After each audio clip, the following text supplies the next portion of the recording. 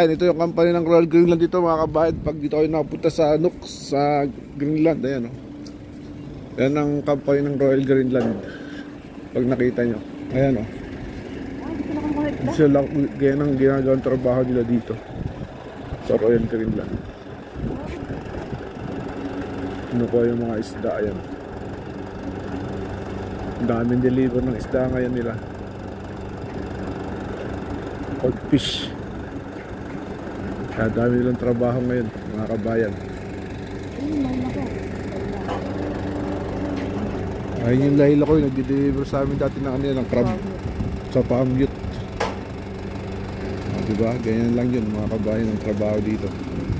So kanila. Yan sila kabayan. No? Kung nakikita nyo sila. Yun. Yan ang trabaho nila dito. Ayan, ganyan ang trabaho nila. Nagpuputol sila ng ulo. Ayan.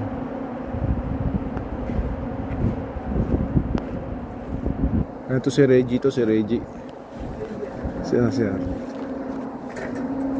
Nandun si Harold. Hindi ko makita eh.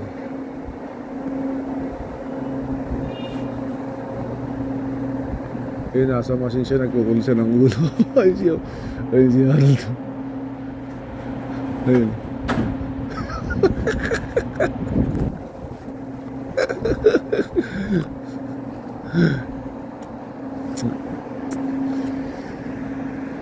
Ito yung Royal Greenland na inaano nila, pinapasukan. Dito sila nagtatrabaho. Yan, dito nagtatrabaho sila kabayan sa Royal Greenland. Ayan o. Anong oras ka sumasakay ng bus dito? Ha? Oh. Anong oras kayo nasakay dito ng bus? 17 na ano, nadaan.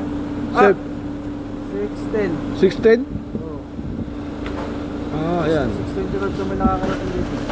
Kaya pala. Ito yung trabaho nila dito. Nagpuputol ng ulo. Dami o. Daming isda o. Naroon sana kami ngayon magpapain ay dumating. Pasok ko. Yari. Maraming isda. Ano pa sa loob? Kaya pala. Ano dito? Lang. Pina-check ko lang yung inaplayan ko. Kaya gano'n. Tama ka pa rin kwento. Wala, hindi tayo makapangin. Dahil palang trabaho ngayon eh. Sige kabayan, nag-ikot-ikot lang ako. Lamis daw, walang pasok.